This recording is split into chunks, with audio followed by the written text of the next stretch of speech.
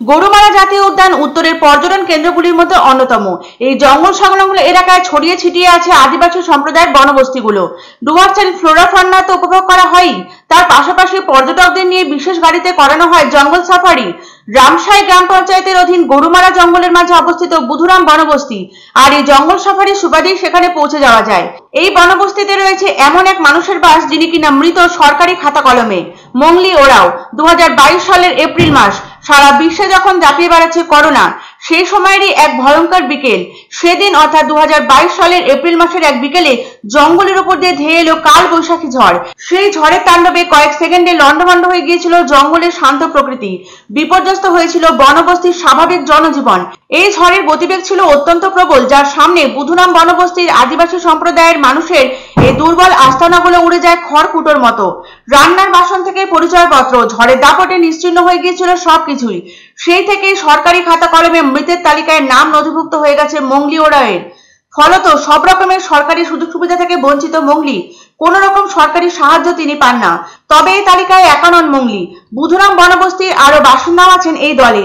শরীরে অপুষ্টির অভাব স্পষ্ট প্রবীণ সদস্য বাবুরাম ওরাওয়ের। অপুষ্টিজনিত কারণে স্বাভাবিক হাঁটা চলার শক্তি হারিয়েছেন তিনি, তবু ঘরে পড়ে থাকতে মন সায় দেয় না। জঙ্গলের গাছের ডাল কেটে বানিয়ে দেওয়া হয়েছে বৈশাখী, তাতেই ভর দিয়ে আজও দুবেলা কোনো রকমে ভাঙা ঘর থেকে পথের ধারে এসে দাঁড়ায় বাবুরাম। বয়সের ভারে নুয়ে পড়েছে শরীর, পায়ে জোর নেই একদমই। বনবস্তির পথ দিয়ে ধীর গতিতে ছুটে চলে জিপসি গাড়ি, তাতে আরোহণরত থাকেন সমাজের উচ্চ আসনে অবস্থানরত বহু পর্যটক। হাত নেড়ে তাদের স্বাগত জানায় মংলি ওরাও, সরকারি সুযোগ সুবিধা থেকে সম্পূর্ণ বঞ্চিত হওয়া সত্ত্বেও। মংলির সহমর্মী বাবুরাম ওরাও, একই পথের প্রতীক তো সেও। বয়সের ভারে নুব্জ সে, অতি কষ্টে পথের ধারে দাঁড়িয়ে গাড়িতে বসে থাকা পর্যটকদের দিকে তাকিয়ে শুভ কামনা জানায় বাবুরাম। ভালো থাকার ও আবার আসার আর্জি জানায় সে। নিজের যন্ত্রণাকে তার ব্যবহারে ফুটে উঠতে দেয় না সে কখনোই।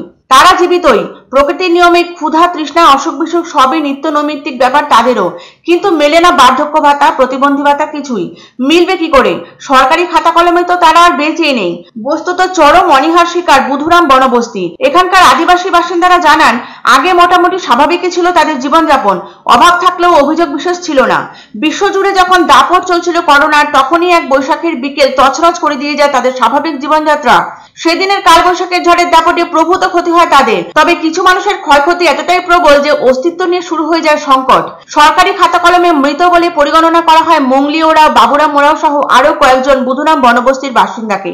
বার্ধক্য ভাতা সহ অন্যান্য সুযোগ সুবিধাগুলো পেলে হয়তো কোনো রকমে বেঁচে থাকার সংস্থান হতো তাদের। তাদের প্রধান বিশ্বজিৎ ওরাওয়ের দাবি, কোনোদিনই তার কাছে কোনো রকম অভিযোগ জানাতে আসেনি বুধুরাম বনবস্তিবাসী, তবে পুরো বিষয়ে খোঁজ নিচ্ছেন তিনি। রাজ্য সরকারের যে প্রকল্পগুলো তাদের কাছে রয়েছে, খোঁজ নেওয়ার পরে সেই সমস্ত সুযোগ সুবিধাগুলোই পাবেন তারা। জলপাইগুড়ি সংলগ্ন উত্তরের অন্যতম পর্যটন কেন্দ্র গরুমারা জাতীয় উদ্যানের নিকটস্থ বুধুরাম বনবস্তি 2022 এপ্রিলে সেই বিভীষিকাময় বিকেল এক লহমায় রঙিন জীবন বেরঙিন করে তুলেছিল বনবস্তিবাসীর। দ্রুত স্বাভাবিক জীবনে ফিরে আসুক তারা। মংলি ওরাও, বাবুরাম ওরাওরা ফিরে পাক পুনর্জীবন, শুধু নিজেদের জীবনশৈলীতে নয়, সরকারি খাতা कलमेও। भाता देने से अच्छा था, तो पिताजी बोल रहा है कितना दिन से हम खोज कर रहे हैं।